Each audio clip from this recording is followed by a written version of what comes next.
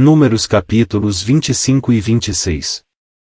No capítulo 25 temos Finéias, uma visão de Israel nas planícies de Moabe.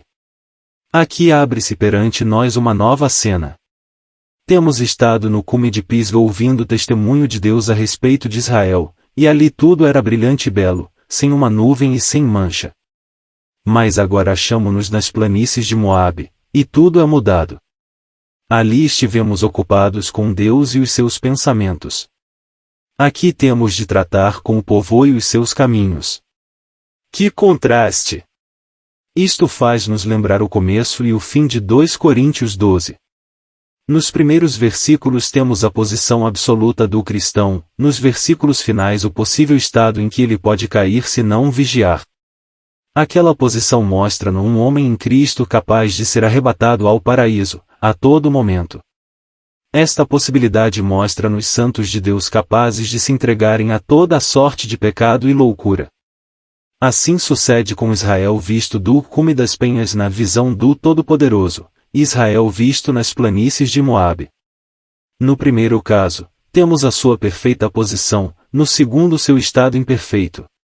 As parábolas de Balaão dão-nos o conceito de Deus sobre o primeiro caso, a lança de Finéias o seu juízo sobre o segundo. Deus nunca revogará o seu decreto quanto à posição em que tem colocado o seu povo, mas tem de julgar e castigar quando os seus caminhos não são compatíveis com essa posição. É sua santa vontade que o estado deles corresponda à sua posição. Porém, foi aqui, infelizmente, que o seu fracasso se manifestou. A natureza humana permite-se atuar de diversas maneiras, e o nosso Deus é constrangido a empregar a vara da disciplina, a fim de que o mal, que nós temos consentido se manifeste, possa ser esmagado e submetido. Assim sucede em Números 25.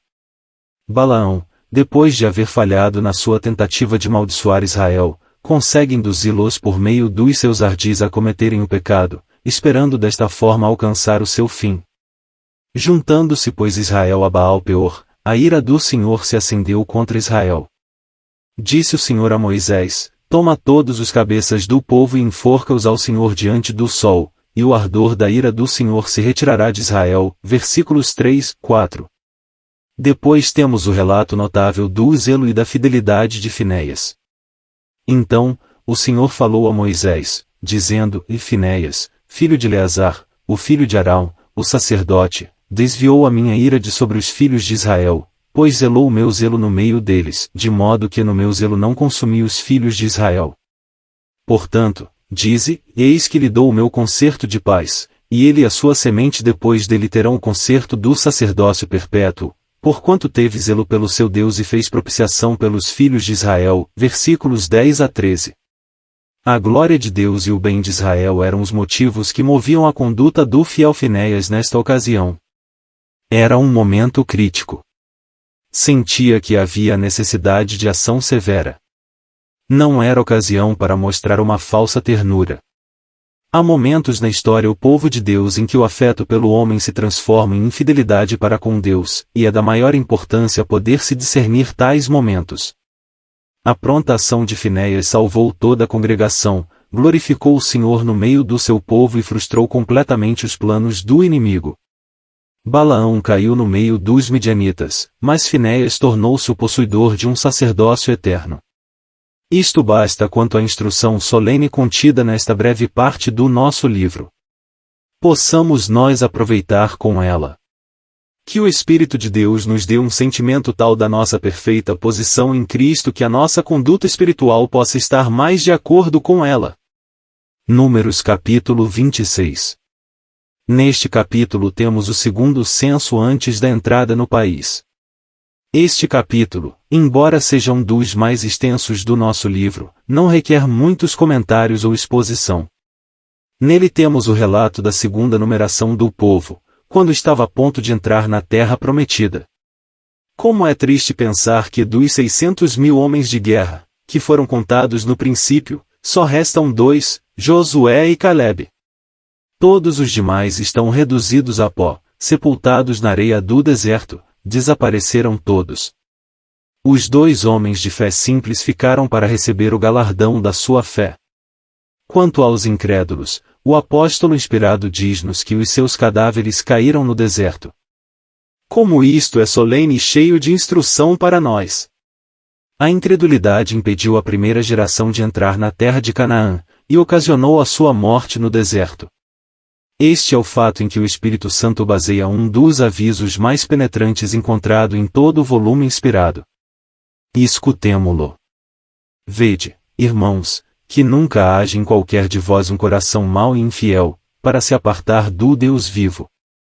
Antes exortai-vos uns aos outros, todos os dias, durante o tempo que se chama hoje, para que nenhum de vós se endureça pelo engano do pecado. Porque nos tornamos participantes de Cristo, se retivermos firmemente o princípio da nossa confiança até ao fim. Enquanto se diz o hoje, se ouvirdes a sua voz, não endureçais o vosso coração, como na provocação.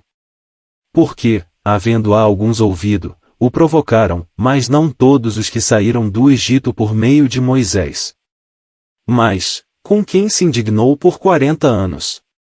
Não foi, porventura, com os que pecaram, cujos corpos caíram no deserto? E a quem jurou que não entrariam no seu repouso, senão aos que foram desobedientes? E vemos que não puderam entrar por causa da sua incredulidade. Temamos, pois, que, porventura, deixada a promessa de entrar no seu repouso, pareça que algum de vós fica para trás. Porque também a nós foram pregadas as boas novas, como a eles, mas a palavra da pregação nada lhes aproveitou, porquanto não estava misturada com a fé naqueles que a ouviram. Hebreus 3 versos 12 a 19, e capítulo 4 versos 1 e 2. Aqui está o grande segredo prático. A palavra de Deus misturada com a fé. Preciosa mistura. A única coisa que pode realmente aproveitar a cada um. Podemos ouvir muito, falar muito, professar muito, mas podemos ficar certos de que a medida do verdadeiro poder espiritual, poder para superar as dificuldades, poder para vencer o mundo, poder para avançar, poder para nos apropriarmos do que Deus nos tem concedido, a medida deste poder é simplesmente a de misturar a palavra de Deus com a fé. A sua palavra está estabelecida para sempre no céu, e se está fixada em nossos corações pela fé, há um laço divino que nos liga com o céu e tudo que lhe pertence, e, na proporção em que os nossos corações estão assim ligados com o céu e com Cristo que ali está, estaremos praticamente separados deste presente século e elevados acima das suas influências. A fé toma possessão de tudo que Deus tem dado. Penetra dentro do véu, mantém-se como vendo aquele que é invisível, ocupa-se com o que é invisível e eterno e não com o que é temporário. Os homens pensam que as possessões terrenas estão seguras. A fé nada conhece seguro senão Deus e a sua palavra. A fé aceita a palavra de Deus e guarda-a no recôndito da alma como um tesouro escondido, a única coisa que merece ser chamada tesouro. O feliz possuidor deste tesouro torna-se independente de todo o mundo. Pode ser pobre quanto às riquezas desta cena passageira, mas se é rico na fé, é o possuidor de riqueza incontável, riquezas duradouras e justiça, as riquezas incompreensíveis de Cristo. Prezado amigo, estes não são traços de fantasia, meras visões da imaginação. Não, são verdades substanciais, realidades divinas, que hoje podes gozar em toda a sua preciosidade. Se confias em Deus, segundo a sua palavra, se creis o que ele diz, porque é ele quem o diz, pois isto é fé, então, verdadeiramente tens este tesouro que torna o seu possuidor independente de toda esta cena onde os homens vivem só por vista. Os homens deste mundo falam do que é positivo e real, querendo dizer com isso que podem ver e experimentar, por outras palavras, as coisas do tempo e do sentido, o que é tangível, palpável. A fé não conhece nada positivo, nada real, senão a palavra de Deus. Ora foi a falta desta fé bendita que impediu Israel de entrar na terra de Canaã e ocasionou a queda de 600.000 cadáveres no deserto.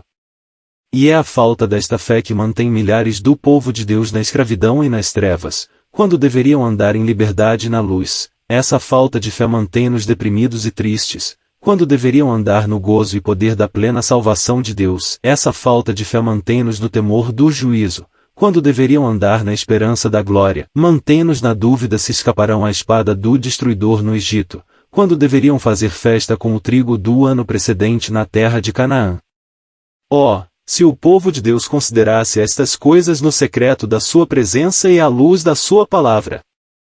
Então, verdadeiramente conheceriam melhor e apreciariam plenamente a rica herança que a fé encontra na palavra eterna de Deus, compreenderiam claramente quais são as coisas que nos são dadas livremente por Deus no Filho do seu amor. Que o Senhor envie a sua luz e a sua verdade e conduza o seu povo à plenitude da sua possessão em Cristo, a fim de que eles possam tomar o seu verdadeiro lugar e render um fiel testemunho dele enquanto esperam o seu glorioso aparecimento.